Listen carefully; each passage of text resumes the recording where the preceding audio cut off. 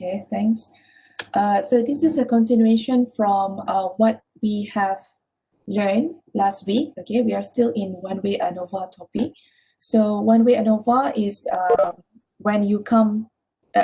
So this topic or this test is the test where you have to carry out after you have done ANOVA, like the first question just now, and you have reached a conclusion saying that there is a difference between all the means that you are comparing. Okay, there is a difference, means that you accept the alternative hypothesis.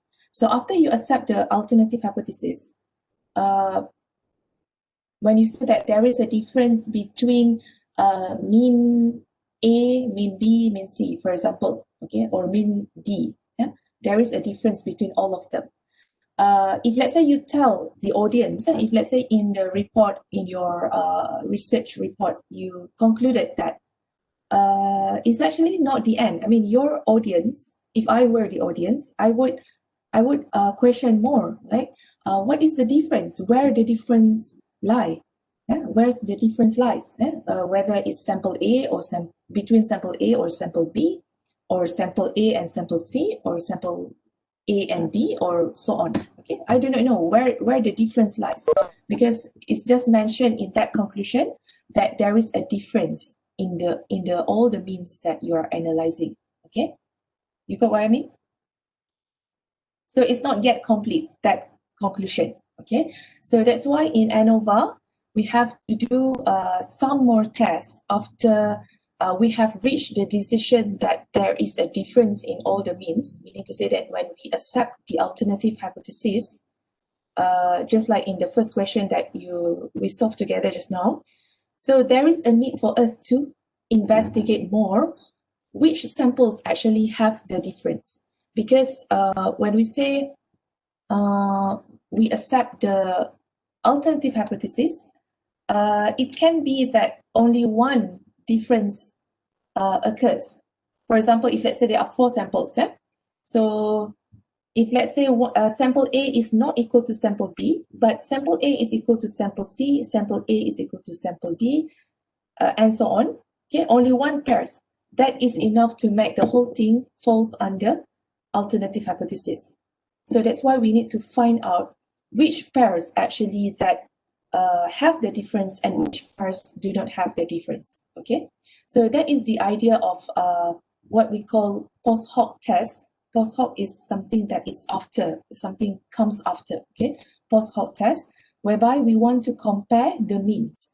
Yeah, so it's that's why it's multiple comparisons of the means, because we are outlining like how many pairs of combination that we can match and where the difference actually lies. Okay, so post hoc tests are done when ANOVA there is a significant difference. Let me improve this sentence. It is done when ANOVA, there is a significant difference in the ANOVA test. Okay, so if you accept the alternative hypothesis, but if you accept the null hypothesis, meaning to say that there is no difference, right? So there's no point for you to proceed with the post hoc test. Okay, so that's the first requirement or first prerequisite of post hoc test. It must be done only when you accept the alternative hypothesis. Okay, when you accept the null hypothesis, it means that there's no point for you to proceed with the post hoc test. Okay. Significant ANOVA means the means are not equal, or in other words, you reject the null hypothesis or you accept the alternative hypothesis. So it's only done when these conditions are met. So ANOVA do not tell exactly which means are significantly different from which other ones. Yeah. So as I mentioned just now, we only know that from the conclusion there is a difference, but we do not know which pair are actually different. Yeah? So that's why we need to examine more carefully to be able to say exactly where the significant differences are. Okay, post hoc test can only be used when ANOVA found a significant effect or significant difference, or in other words, when the alternative hypothesis is accepted during the ANOVA steps before. Okay, So if your conclusion is you accept the null hypothesis, so you don't have to proceed with post hoc because there's no point, because there's no difference. Yeah, post hoc test is only be done when there is a difference. Yeah? So if it's not significant, if there's no significant difference, do not go further with the analysis. Okay, another thing is, if let's say in the exam, okay, in the exam, so normally for the ANOVA, the question will be quite long, yeah, because it will involve the ANOVA steps that you have done, like in the extra questions, yeah, given to you. That is quite tedious already, right? Because you have to calculate the SST, TSS, and so on, right? And that is the first part of ANOVA. The second part of the ANOVA would be the post hoc test. Yeah. So normally in the exam, in the final exam, we will combine the question. You have to do first the ANOVA, and then you have to do the post hoc test in the second part. Okay. So if let's say in the exam, we ask two parts of the things, and let's say it happened that in your calculation, you found out that your decision is to accept the null hypothesis. But you see in the question asks you to proceed until post hoc test. So it means that there is something wrong in your calculation. So that is one of the hints that can be used, whereby you have to check again your your answers, because it must actually lead you to accept the alternative hypothesis, because the question asks until the post hoc test. I hope you understand what I'm saying. You understand what I mean? Or maybe later, if you see the question, then you only you can remember what I mean. So it means that if, do you understand? Yes, okay. So it means that if let's say the question asks you until post hoc test, one of the hints that you can get is that your ANOVA analysis must have a conclusion that you accept the alternative hypothesis, meaning to say that there are differences between the means. If not, the question will not ask until post hoc test. Okay, so that's the thing that you have to take note in your exam later. Okay, so this is the alternate. This is the hypothesis in the ANOVA. Okay, so at least one of the mu of the sample is not equal. So that's how you conclude the alternative hypothesis that needs the post hoc test. Okay, so what types of post hoc tests? There are actually many, but at the end we are only focusing two types of post hoc tests. But let's go through what are the options. Okay, the first type is what is called least significant difference, or LSD, Fisher's LSD. So this is not generally favored, but used with caution. Okay. So why it is not favored is because the comparison is not between all the treatments. It's only each of the treatment is only to be compared with a control. So that's why it is not favored. I mean, this is like how people develop the test and what the limitations that people have found with the test. And actually, throughout the time, the statistician, they have come up with better and better method. Okay, so this is just for you to know. Okay, so the problem with this method is that it is not favored because the comparison is not comprehensive. The treatment, you can see that each treatment is to be compared with the control. So it is not necessary to be compared with other treatments. So that's the limitation of this method. Okay. The second method is Scheffer test. I don't know how to say this word correctly. It's perhaps a Western name. Scheffer test. Okay. Scheffer test is customarily used with unequal sample sizes, although it could be used with equal sample size. This one is used to make unplanned comparisons among the means in an experiment, and is quite conservative, less powerful than other methods. Okay, right. Okay, so so this is another test that people have developed, but it is said that it is not as powerful as the latter methods. Okay, so that's the Scheffer test. And then the third test is Tukey test. So this one is the one that we are going to focus on. Tukey test. Okay, Tukey test is it allows us to compare every pair of population means with a single level of significance. So that is one of the advantages of Tukey test compared to the previous test. So the reason why they are the previous tabs or the previous test is that as I mentioned just now, the statisticians they perhaps started with like a very not so comprehensive test like the first one, and then once they understand better, they come up with a much better method. So that is actually the evolvement, the development of the methods in statistics. Okay, so that's the Tukey test. So the good thing is that it allows us to compare every pair of population mean. Yeah? So it means that the comparison is comprehensive. So we can have a better picture about the whole data. Okay. So if all pairs of mean are of interest and the sample sizes are equal, the Tukey method is superior to the Bonferroni method. Okay. So in general, Tukey test is used when the sample sizes are equal. Sample sizes is referring to the how many data in each of the sample. Okay, like the first question, like the question that we solved just now, the sample size is 5, but the number of treatment or the number of samples are 4, right? So you can see that is the difference. So the sample size here is referring to the how many data in each of the sample, in each of the treatment.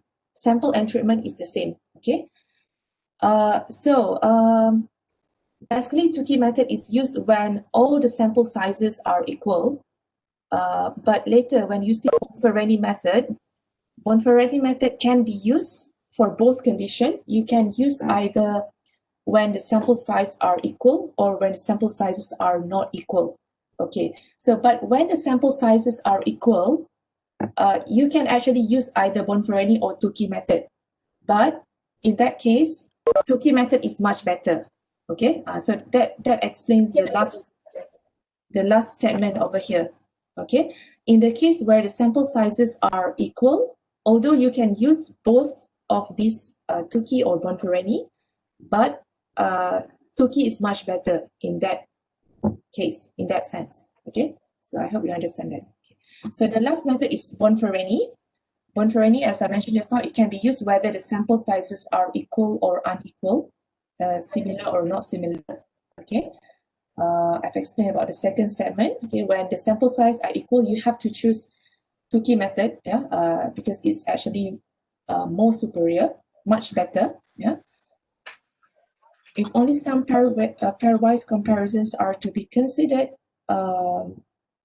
Bonferroni method may be better because unwanted comparisons are ignored. Okay, pairwise comparison. Okay, I think you will understand better if you see the questions. So those are the methods, the post hoc test. So the one that we are focusing more will be Tukey test and Bonferroni methods in the following subchapters. So you don't have to worry about the first and the second one, the Schaeffer test and the LSD. So that one is the old methods actually, and it's not being used that really widely. Okay, so let's have a look at the Tukey test. What is Tukey test? So one of the things that you have to know about Tukey test, it is used when the sample sizes are equal. Okay, sample sizes are equal means that if you have 4 samples, 4 treatments, and the sample size, all of them have, let's say, 5 data. All of them have 5 data. So that is meant by equal sample size. Not equal sample size is when the sample size of this, when the size of the samples is different from one to another. Like the sample 1 has a data of 4, the second one has a data of 5, the third one has 7, and the next one is 6. So that is unequal. Okay, so please take note the term sample size. Tukey test is based on the studentized range distribution with Okay, table A7, okay, Q, R, and N minus R degrees of freedom. So there are a few things that you have to take note in this test. There is another table called studentized range distribution, okay, just for you to know first. Let's have a look at what are the important points. So what you have to find out, or what you have to calculate in this Tukey test is a critical point. Okay, so that will be the thing that you will actually compare later. Okay, let's have a look at the steps. So how are you going to begin with the Tukey test? First, you have to do the ANOVA analysis. Okay, the first step here, calculate an analysis of variance, is what you have covered before. Like you have to create the ANOVA table, and you have to come to a conclusion saying that you accept the alternative hypothesis. It means that there is a difference in the means that you are comparing. Okay, that is actually the first step here. Okay, so Tukey test will start at number 2 here actually. Yeah? So you have to select the two means and not the relevant variables. So what is meant by that? Okay, let's have a look first. 3, you have to calculate the critical points value for Tukey. So this is the formula that is used for Tukey test. Critical point is equal to the multiplication of Q with the square root of MSE divided by R. Okay, MSE is you got from the ANOVA table. So that's why you solve the ANOVA first, right? And you get all the MSE and all the MSE values, then you will use in calculating the critical point. But what is Q and R here? Q is referring to, let's go to the R first. R is the sample size at each level. Okay, sample size. So means that what is the sample size of all the NILA? If let's say there are 5 data, it means the sample size, the R value is 5. And because Tukey test, the sample size must be equal, so you must see that the R is equal for all the samples. Yeah? So R is referring to the sample size. And Q is the critical value at the alpha level for the studentized range distribution. Okay, so you have to refer to a table called studentized range distribution in order to get the Q value. Okay, so only then you can solve this formula, this critical point formula.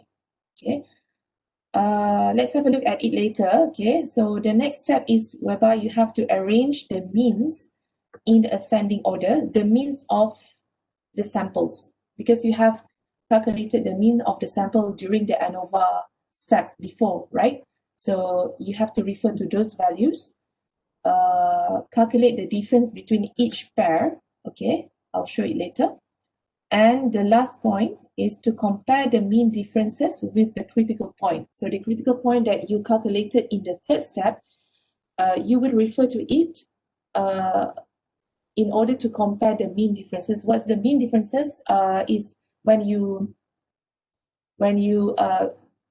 match one pair to another, you have to find the differences of the mean. Okay, I'll show you later. Okay, so the decision rule is to accept the null hypothesis when the mean difference is less than the critical value, and reject the null hypothesis when the mean difference is greater than the critical value. So what is the hypothesis here? It means it's still the same. It's actually a null hypothesis says that there is no difference, but the alternative hypothesis says that there is a difference. But at this point, you are going specific because you have matched the pairs like sample A and sample B. You analyze whether there is a difference or not. Okay, so the decision here is referring specific to that particular pair, to every pair that you are analyzing. Okay, perhaps you might get the points better if I explain it using this question. Okay, so this is an example of question from lecture, the last lecture, the same question actually.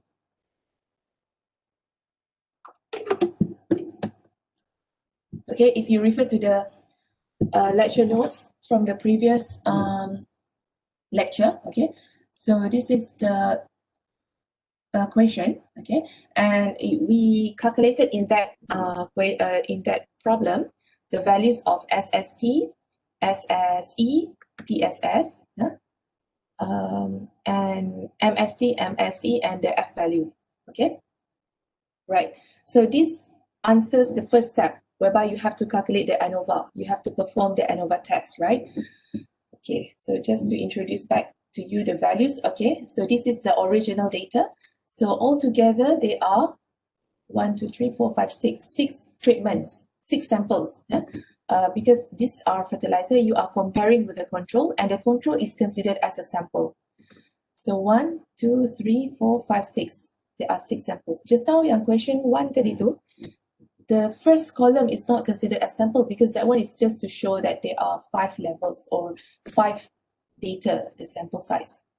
So whenever you are given a problem, you have to understand the problem carefully. What is actually included? What are the comparison all about? Okay. So this one, there are 6 treatments. The sample size is the number of treatment is 6. Okay, the T is 6, and the sample size is what? What is the sample size in this case? Any answer from you? Sample size? Guys? What is the sample size of the sample here? Anyone? 5. Okay, yes, correct. So here you can see that the sample size is equal, right? So sample A, sample B, C, D, and E has 5 data. 1, 2, 3, 4, 5. Actually, this 5 data is referring to replication, meaning to say that when you do sample, you create such sample too, perhaps you don't want to get only 1 data because you need more verification. Because if you have more data, means that when you calculate the mean, it will be more convincing compared to 1 single data. If you do experiment, that's why you need to do replication. Okay, so this sample size is actually referring to the replication. Okay, replication. So you have to calculate the mean of every sample. Okay, this has been calculated in the previous ANOVA steps. So this is the mean, right? So this is the ANOVA table with all the values. Okay, so what is to find next? In this conclusion that in this question that we have concluded that there is a difference in at least one of the means of the treatment. So that's why you have to do the post hoc test. Okay, right. So how to start the post hoc test? So this is where the post hoc test begins. In this case, it's Tukey test. Okay, post hoc. There are in this topic we are going to compare. We're going to focus on Tukey test and Bonferroni. So in this case, this is the steps for Tukey test. Okay. So for Tukey test, you have to identify all the parameters here: the Q, the alpha, significant level, the N, which is the number of means being compared. So in the Tukey test, the N here gives you different, it's not the total N. You have to understand that in calculating this, the N here is the number of means being compared, or in other words, is the number of samples, because you have 6 samples, so you have 6 means to be compared. Yeah? And V is the degree of freedom, where N means are being compared. Okay. So let's say the A7 table. Let me show you the table first. Okay, this is the A7 table, which is called the studentized range distribution. So there are 2 tables. One is for 5% and another one is for 1%. It depends on the alpha value that you are referring to. Okay. So the values that you need for you to find the Q, the value here are Q, all the values inside the table are Q. So you need to know what's the V and what's the N, okay? So let's go to the problem just now. Okay, so the N is the number of means being compared. So there are 6 samples, so it's 6 means, so the N is 6, okay? The V is 24, degree of freedom where n means are being compact. Okay, this one is the total n minus the number of samples, which is actually 30 minus 6. So that's how you got 24. Okay, so this one is actually the degree of freedom for the error. Okay, this B. Yeah, n the total n 30, because you have 30, right? This one 1 2 3 4 5 6, and 6 times 5 is 30. 30 minus n, 30 minus the number of samples, which is 6, that is 24. Okay, 30 minus 6, 24. Yeah? That's how we got the 24.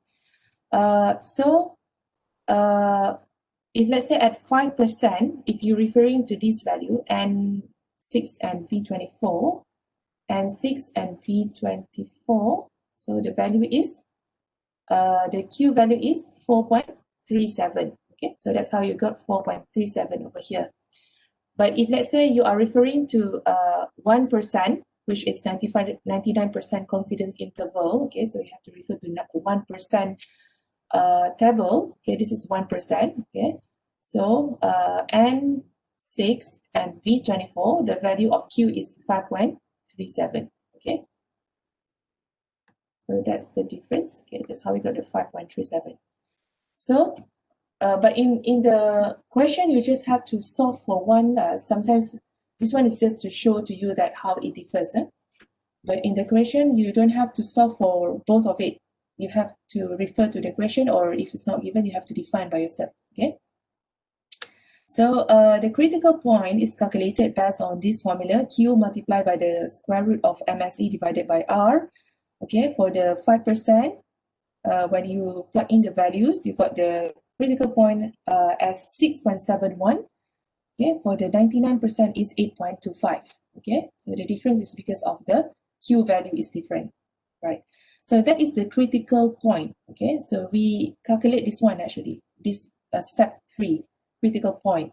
Okay, so now let's move to the fourth step, whereby you have to arrange the means in ascending order in a comparison table and calculate the difference between each pair of the means. Okay, so what does it mean? So once you have calculated this, you have to arrange the mean in ascending order. Ascending means from the lowest to the highest. Okay, so these are all the means of the samples that you have. Okay, so the lowest value is 13.3, the highest is 28.8. But you have to label correctly what's the level of the sample. Like this one is E, C, control, D, B, and A. So because you are going to compare it one by one later, so that's why you have to take note of the level of the sample. Okay, so now you have to compare every pair. Okay, so there are 6 samples, so we have to pair one by one. Okay, this is by logic. You know that we have to put EC first, E control, ED, EB, and EA. So that's why you see the tables over here. It shows the possible combination, possible pairs: EC, E control, ED, EB, EA, followed by C control, CD, okay, C control, CD, CB, CA, and then control D, control B, control A, right? Followed by DB, DA, and finally is BA. Okay. Why you do this? Because we want to know which pair actually that have the difference. Yeah.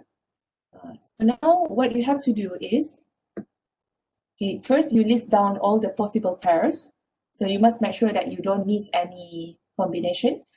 And create this table. This is the table that you have to create in your workout. Yeah?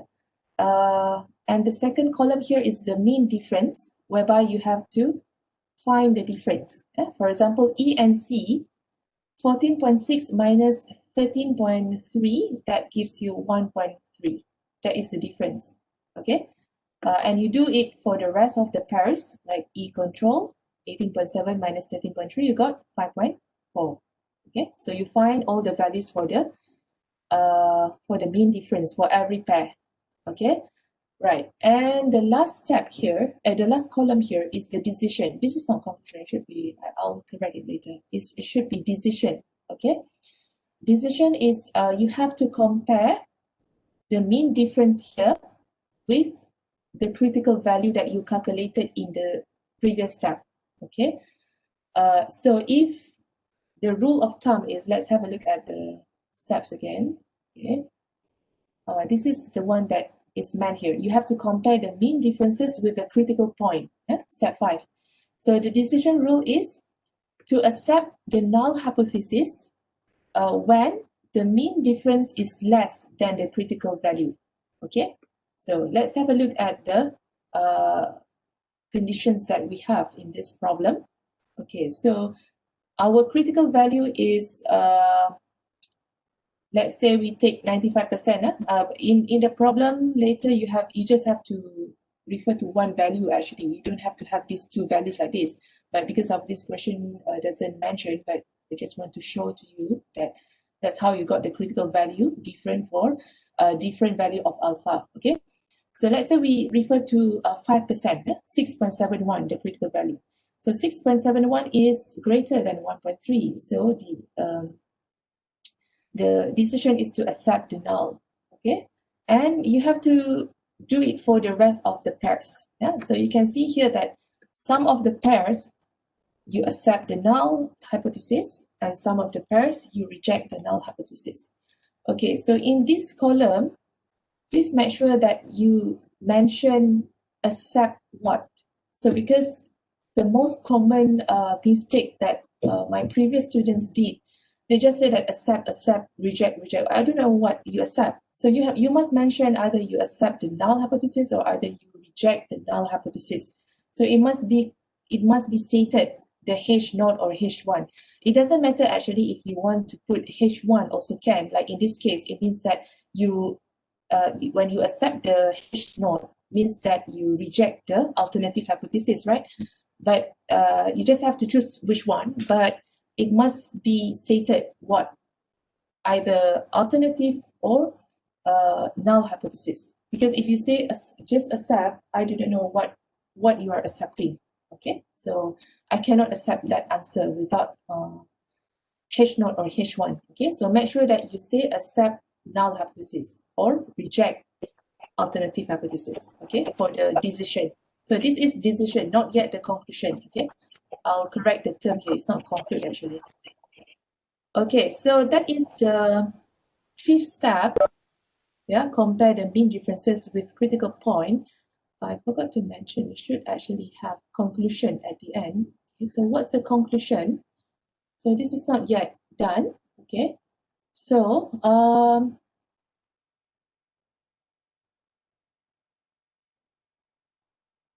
okay, let's analyze this table first. So when you say you accept the null hypothesis, it means that there is no difference. What does it mean actually in this context? So it means that there is no difference between sample E and C. Accept the null for this one. There is no difference between E and control. So you can see that how the post hoc test, in this case is Tukey test, give you a better idea than what you have done before, just the ANOVA test, whereby you say that there is a difference between all the means, but you do not know where the difference lie. So in this case, you can see that it's more specific. So some of the pairs, they reject the null hypothesis, like EB, EA, CB, CA, control A, and DA. So when you reject the null hypothesis, it means that there is a difference. So actually, those are the pairs that makes the difference. So that's why it makes the whole thing that you accept the alternative hypothesis in the first place. Okay. So from here, the conclusion is that okay, you can actually present the data. I don't like this one actually. I don't like this line. Tapi sebenarnya what I can explain to you just for you to understand. So you refer to the conditions where the null hypothesis is accepted. Okay, for example, EC, E control, ED. So you have to create this, put the values again, the mean and the the sample name and the mean value. Okay, so you have to draw a line, right, from E to D. Okay, because just now you see here the data is until here, right? Except the null. So it means that the condition is the same. There is no difference. Okay, so it's denoted as the same letter A. Okay, so that's the line A. Okay, so let's move to the second line B. How you got the line B over there? Okay, now see the, so you don't care about this reject me dulu, because you are referring to accept now for you to draw the lines that you can. Okay, now C control CD, that is accept the now, right? And you have the control D, control ND and control NB, and also DB and BA. Okay, so how to draw those lines? So now the next one is between C control and CD. Okay, C control, control C and control D. Okay, so this one, control C and control D. Control C is actually included here. So dia kira macam dah termasuk dekat line yang pertama tadi. Okay, but what you what you can draw for the B here is the one that is not overlap with control A. Okay, contohnya control D and control B. Control D and control B, because this one C control CD tadi. C control and CD ni first line ni. Second line is control D and control B. Okay, control D and control B. Okay, so you draw from control to B first. Okay, but then you can see that DB also accept the null. Okay, so means that from here you can actually extend the line to B. I hope you understand this. That's why I don't like this part, because it's a bit tricky to understand and to explain it. Yeah? But I hope that you understand what I'm saying here. Okay, so this B. Yeah, let me finish this one first, and I'll try the alternative way to explain to you. So the last one is B and A. So where you have to accept the null hypothesis, B and A. So the last one is B and A. So that's how you got the C. Okay. So this one is not really compulsory for you to present it, because normally how people will present the things in research is in terms of the table like this, and they will put this normally is superscript. Superscript is the one that is like to the power of the kuasa tu, let's say 13 to the power of A. And normally people would put it as a superscript. We call it superscript. Yeah? So it's the same thing like how you actually interpret this data. Like you have all the means, yeah, all the samples, and the A here is referring to, tengok E sampai D kan, E sampai D, yeah. So those that have the same condition whereby you accept the null hypothesis.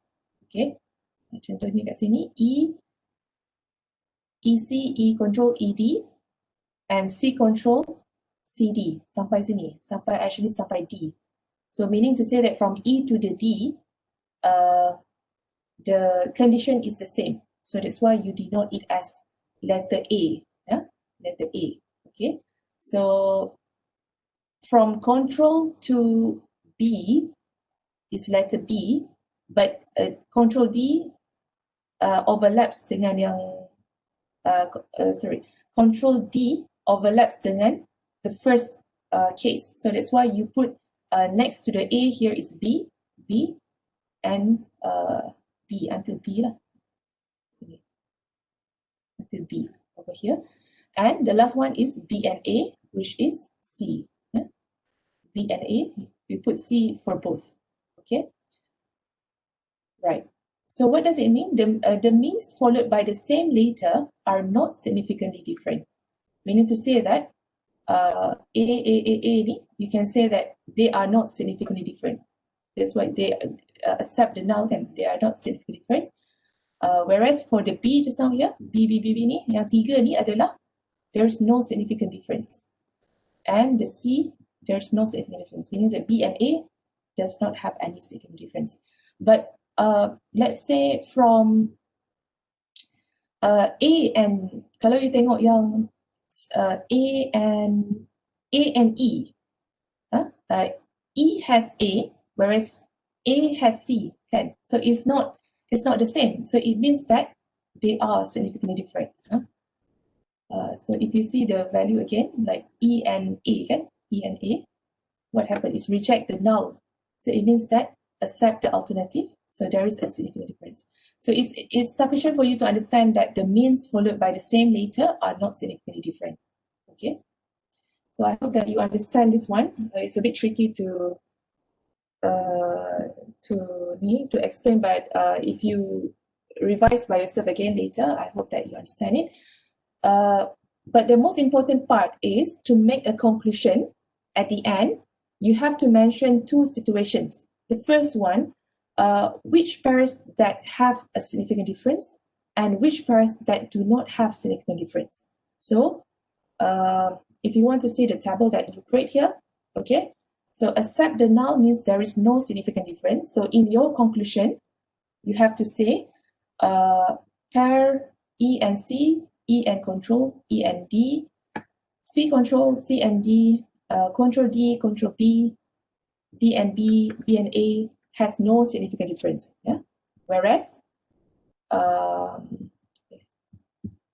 the rest, you can say the rest, or maybe you can mention specific EB, EA, CB, CA, control A, and D and A have a significant difference. Okay, that is the conclusion.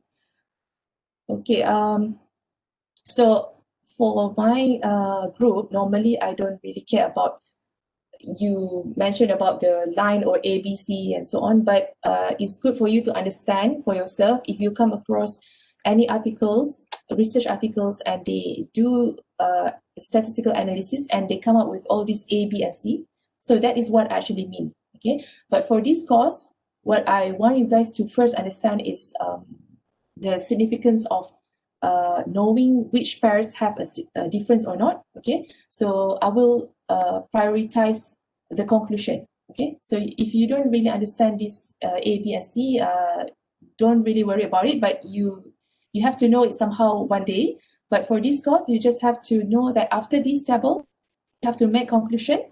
You have to, you have to categorize which pairs that have a significant difference and which pairs that do not have the significant difference. Okay, right. Okay, so that is Tukey test. So I will end up until Tukey test. We have another one, Bonfereni. I will cover it next week. Any question for the Tukey test? Any question that you don't understand from these steps?